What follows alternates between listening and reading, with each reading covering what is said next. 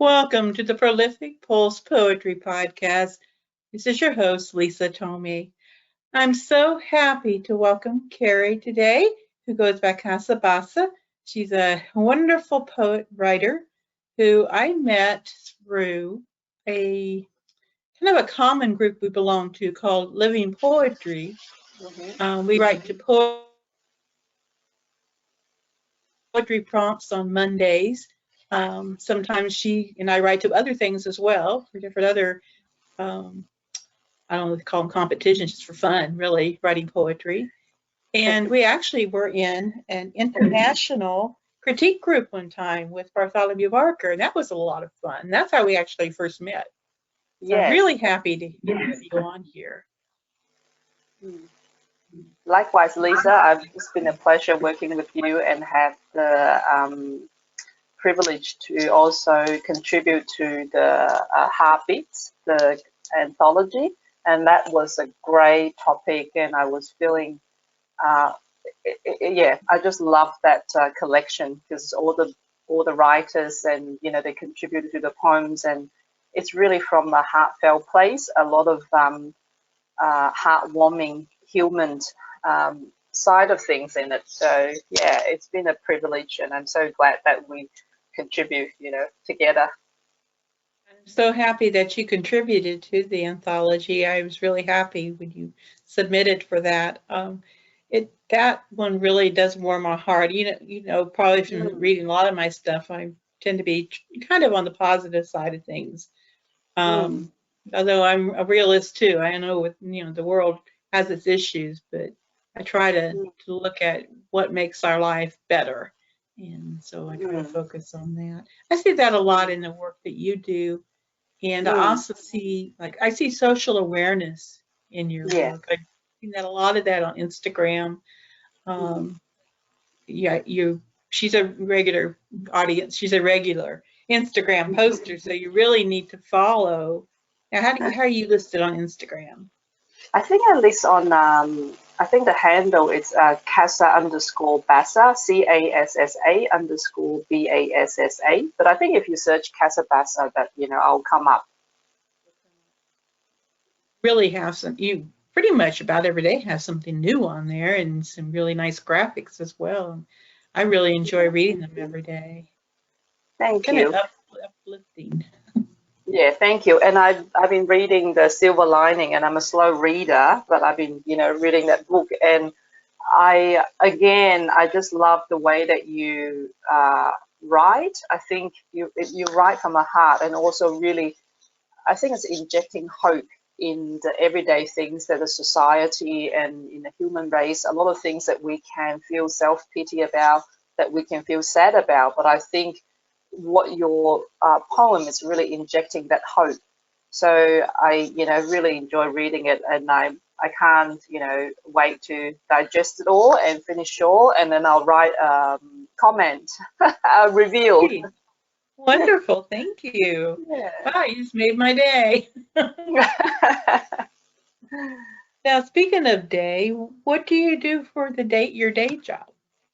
I work as, well, the title is a mouthful. I work as Employment Opportunities Manager, but in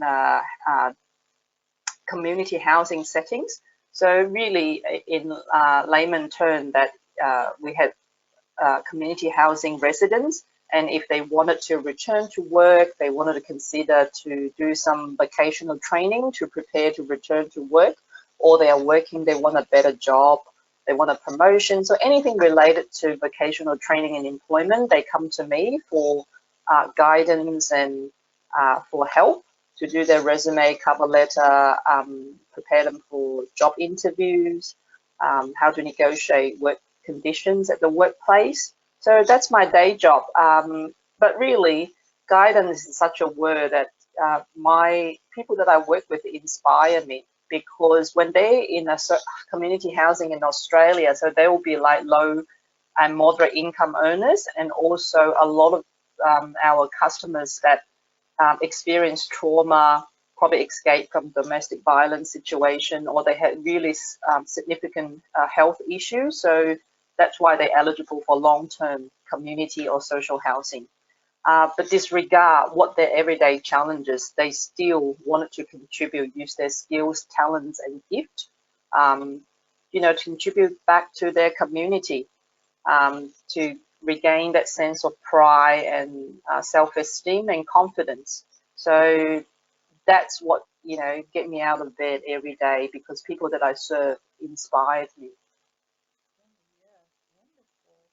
I worked in partly as a volunteer in a community setting like that, where there was all women and their children, and they had come from domestic violence situations and were trying to rebuild their lives, and would use the type of skills that you have to offer to help them get on the right track and get more independent. And when they paid their rent, a portion of that money went into a savings account, which then went for them to be able to buy a home or pay a deposit on a rental or something like that. And what I did with it is worked with the kids in a little peer counseling kind of group set up. So, but I got a lot out of that as well. I think I got as much out of it as the people that participated in the program. Yeah. Just fell in love with these families. Yeah, exactly. And I think I heard you in one of the podcasts that you share, that's your background in counseling and, working with kids and all that. So I think at that point when I heard it and I thought, that's why, sometimes people, why they just click, other they, besides they reading each other's work. But there's some sort of level you kind of connected to the person. And that's how I felt, when I first, met you. I find that there are a lot of people that are involved in the social type services that have been on my podcast. Yeah. I must draw a certain group of people. I don't know. It's okay with me. It's fine. Because we want to see good happen in the world. Yeah. Now, with the people that you work with in Australia in general, do you see the effect of the pandemic having anything to do with what you are trying to accomplish? Yeah, it's interesting. We definitely have an increase in social housing, community housing applicants because the pandemic, people lost their job or they lost their home. They needed more emergency or rental with help.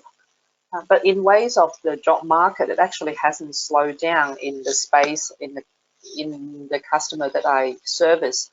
Because a lot of them are looking for more essential workers, so nurses and community support workers, disability support workers. That's actually have a high demand, in particular during the pandemic, because a lot of elderly or people with disabilities, they require more home care. So there's an increase in demand for care workers visit their home and provide daily support. That I could see how that would happen, and that's nice that there are jobs available for people. That's a big deal. Big deal. And I'm very grateful that I kept my job. So although a lot of time that I work from home, but I haven't needed to experience the unemployment, part of it. So I'm thanking God every day. So I am really grateful, considering people that I serve that, in a much dire situation. How did you end up in Australia? Now, you're from China originally, right? Yes, it's such an interesting story. I went to university that most of my classmates got a scholarship, for studying, either in the United States or the Canada, because those are the top, countries that people wanted to do further academic studies. But I wasn't academic enough, so I ended up that they got scholarship, so I didn't have scholarship. So I ended up took a job that they had an office in Sydney.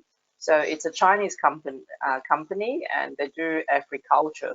So I was had a, I think, 12-month sort of working visa that work in Sydney, providing support, and they do import and export. So, but then in the term get to 9 months, and my boss realized that the business is going to, bankrupt really, because it's just a really under researched sort of things, and doing agriculture business in Sydney is just not the right place. But my boss was very, very kind, and he said that, you know, if you want to stay, I can pay for I think it's called immigration agents, so they can actually see what skills that you have to see whether you know you wanted to stay there. Then I thought that's not a bad idea. I was feeling a bit the best way to describe it, I felt very hard to breathe, you know, when I left university and entered into a workplace in China.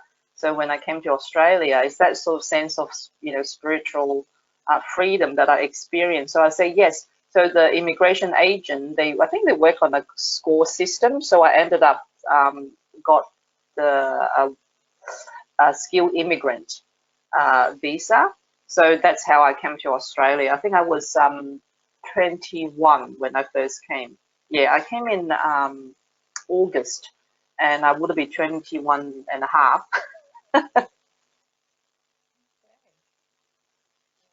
Australia is on my bucket list. It's definitely a place I'd love to visit. Yeah, Have you please been to come the before United States? I have been. I've been to Dallas, Texas. Yeah, I went there about 18 months ago, or maybe just a year ago. I can't remember. It's very, very similar. I could see myself live there. Like it just slotted in, you know, easily. But please do come to Australia before they damage the oceans. Oh dear, oh dear. I keep that in mind. Yeah, it will be safe. You'll be safe. I think the ocean will be okay for another 20 years. Yeah, I had another poet from Australia, Ivor Stephen. I interviewed Yes, for yes, a yes. podcast. You probably know Ivor, don't you? Yeah, I'm Or you're following him connected? now. I think how did we come about? I think it's through either your podcast or through the anthology, but I stumbled across, you know, Ivan. Oh, we did the reading for the launch for Heartbeats. That's how I met him, I think. A lot of good poets in Australia. So, how did you become involved with poetry? Well, I wrote Chinese poems since I was probably about 13, 14. I went really gung-ho since I was 16. So I wrote all the way through because I was a quite introverted person. So I kept a lot of, because I couldn't relate to people, my friends and all that. I had fun, I had a group of friends, but a lot of inner thought that I kept to myself. So I wrote till I came to Australia. Then life, you know, got in the way, and I, you know, have to work to survive, to pay bills, and did further study, and then I subsequently got married and started a family. So I stopped writing for about 15 years, and really I pick up writing again late 2018. That's when I started the blog. So I actually research blogging, you know, for one of my clients, and it come across WordPress, and that's how I started. And I haven't written any English poem before, except that I probably wrote in a farewell card for my, you know, ex-work colleague, and I just you know, gave that a go, and then I've been writing since almost every day for the last almost 3 years now. In October would it be 3 years. You have a book in you? You think you'll be writing a book? I haven't. I contribute to some of the anthologies. I think there's Australian Poetry Society, if that's the name. I contribute a poem in there, and I think the Heartbeats, and also there's a 2 anthology that Raw Earth Inc. Tara put out. I think one is the Poets Symphony, and the other one is the Creation and Cosmos. Yeah, so I think I haven't really. I don't know. I think I can't perform under pressure. That's my thing. So if I say, oh, you have to write, you know, to a timeline, you have to write to something publishing I just, go like freeze and just couldn't do my best. So if and when it's time, there may never be a time. It may be to do it this way through anthologies and blogs, and there's absolutely nothing wrong with that. You're getting your Mm, words out there, so mm, absolutely nothing wrong. I will mm, point you to one that's coming up in July. Susie Box has yeah. her site, I Write Her, and she has the short of it. And I Mm, was in that anthology, and she's running another series. So she's looking for mm, people to contribute to that. So check yeah. out her I think. site. Thank you. I think I have that on my calendar actually. I think, yeah, my poetry, they're quite short, mostly. I'm struggling to read very long things and very struggling to write very long, poems. So yeah, I definitely will give that a go. So yeah, thank you for reminding. Same. I don't write real long form poetry.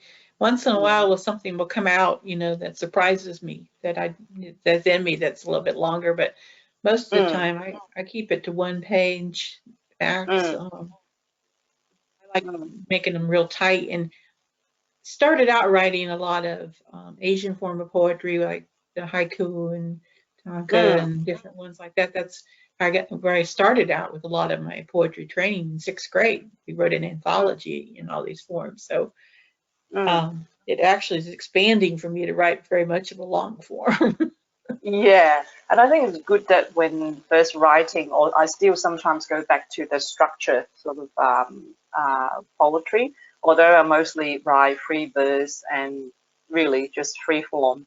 But sometimes I think as a discipline or as a way of learning, it's good to actually looking at a sonnet and that kind of thing. They're very new to me, but yeah, every now and then I will write one of those. I think it's a good practice. In a poetry, would you like to read us some of your work? Yes, I would. I would love to. I think when you first asked me, would you like to be, on the podcast, and I was a bit, because I'm not very good in a public forum.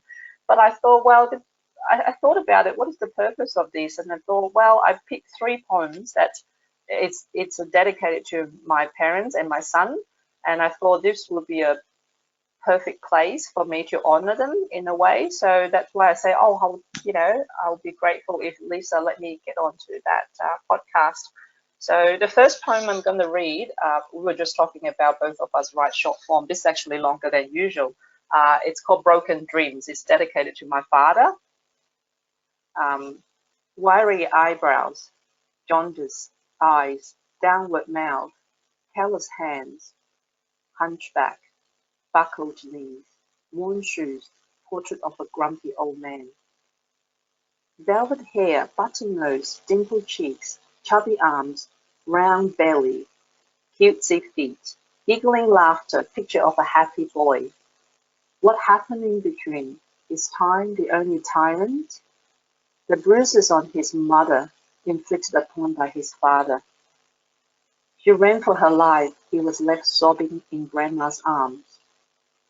A new mother came, the family growing, leader in the pack, took all the beatings, motherless and wounded. Dreamt to be a pilot, flying away from all the pain, freedom on the horizon, stringent exams, green light to go, ecstatically ready. The Red Party shattered his dream. Your father is a national, your mother is a runaway wife. The party needs you to reform. You are going to till the ground. 10 years of Cultural Revolution, dirt, leeches, and buffalo manure. 10 years of youth, in rice field landscape, bamboo forest by the stream and waterfall. A boy's broken dreams, after hard day of work, let out in the smoke pipe, evaporated in the mountains, echoed amidst the dejected souls. Whoa, that I can feel that. It's Mm, right in the heart. Wow. Yeah, because that's was my father's life, and he project like he honestly, and he gets very grumpy. Like when people, my father in his early 70s, he's a lovely man, but he gets grumpy, and I often think, what make this man, from a newborn baby that's so beautiful, because I saw a photo when my father was really little, and to a grumpy man. So there must be something happened. So when my father opened up and talked about, his dreams, and that's when, I thought, yeah, I'm going to write that and dedicate it to my father. Wonderful dedication. Thank you. My pleasure. I want people to know too where to find you on your blog. It's called Mm. Flicker of Thoughts. Mm-hmm. Is it flickerofthoughts.com? Yep, that's it. Have another poem for us? Yes, there's another one. It's dedicated to my mother. My mom was a farm girl, when my dad went, due to the Cultural Revolution, my dad went from the city to the countryside. That's when my father met my mom. It wasn't an arranged marriage. They fell in love, and then, they overcame all the barriers of the tradition, so they got married. But my mum is a really hardworking. This background is about my mum that first came to the city for survival, because then the family reunion, I think I was between 4 and 5. So finally my mum came to the city and lived with us. So honest and hard-earned. A farm girl decided to survive in a big city. She tried all decent work to bring in income to pay for their daughter's education, so she would not need to follow her footsteps. She sold rubber sandals in the market. She mixed cement, dug trenches, and laid bricks on construction sites. She's 5 feet tall in suntan skin. She rode on a 28-inch wheeled bicycle, carrying an icebox filled with ice blocks. She waited outside her daughter's school in many scorching summer afternoons. Children swarmed out the school gate at the sound of the bell. That was the best time of her sales. Children were reaching their hands high to pay for the ice blocks. It looked like a vigorous bidding scene. She barely kept up to collect the coins while giving out the ice blocks. Yet her eyes always spotted her little girl once she appeared outside the school gate.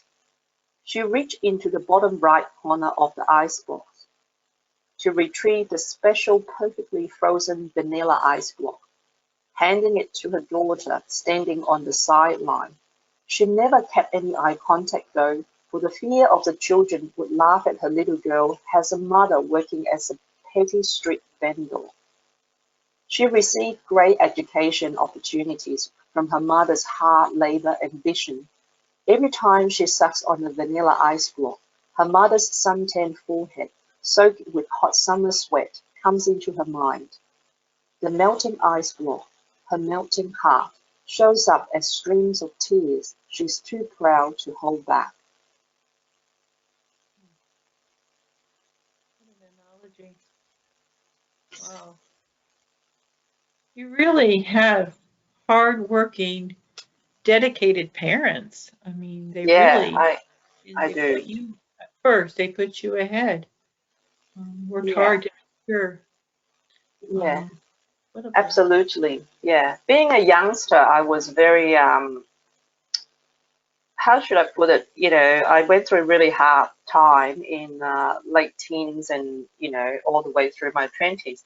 And I was really blaming my parents for everything, because I blamed their argument and marriage and all that. I never really appreciated uh, by them staying together, provide a home for me, and how instrumental and how important that was for me. I think I came to a realization, after I became a Christian. I think that's in 2005. That's when I realized that's when I have a breakthrough, to honor my parents, to actually, I think it's almost like that haze smoke, the veil got taken away from my eyes. I could see for the first time their love, their sacrifice, and their support and, like you say, you know, their determination, their hard work to raise me the right way, the best way that they could possibly can in provision and guidance. I think, you know, honor my parents. That was the first time I was blaming them for everything. You know, everything. When you go to a counselor, go to a psychologist, they say, "Tell me about your childhood." Then I thought, I had a really hard time. My parents this or that, but only until I broke free and that veil fell off, then I come to the realization how important that is. Honor your parents. Your life will go well, and that's a testimony, you know, of my life that. Since I make that decision, since I came to that forgiveness and acceptance, I became a much happier person. Yeah, I also went through a parent conflict phase, especially with my father. But I had to grow through it too. You know, I was probably a little bit older before the light finally came on. And then when you become a parent yourself, a lot of things go away. Yeah, I agree with you. And children often teach us the greatest lessons in life. They really do. They really do. And I think you have a poem about your son, right? Yes, I do. This is thank God it's a short one. It, otherwise, you know, the people listen to this podcast and think she just told us that, you know, she wrote short poems. They were really long. Okay, so fine. This one is called Kite. It's dedicated to my son. He's 11 years old now. I think I wrote this when he was just under 10. God crafted you and gifted you to me. It was meant for me to teach you how to soar across the sky with only a thin string in my unskilled hands. I was so scared to let you fly high, watching the wind toss you into the unknown, doing somersaults in the middle of a storm, keeping your head above the murky clouds. You agilely dance across the atmosphere, roll above the turbulence, trusting I had the strength to keep you afloat. I looked at my empty hands, I looked up at your freedom and marveled. God had filled the uncertainty in between.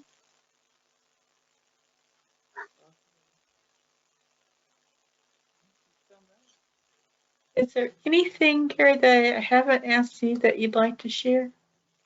I think I am very grateful for the WordPress platform, and it's an amazing community. I've learned and grown so much as a writer, and I think one thing really stood out for me when we come to the end of ourselves, when we found that we got nowhere to go. Writing is really a therapeutical, you know, way for a lot of us. So be kind always, and you know, just share and learn. You know, I mean, I'm a student for life, so I believe that every day is, you know, new things that I learn. So I am just really grateful and humble for the community and for you, Lisa, for other writers as well. I'm grateful for you and the writers as well. And thank you so much for being on our podcast. And I hope you have a wonderful rest of your day as I go into the rest of my night. Yeah, the same to you. I hope that you had restful sleep. And again, that I feel such blessing to be able to have this opportunity to talk with you and to share. So thank you and God bless.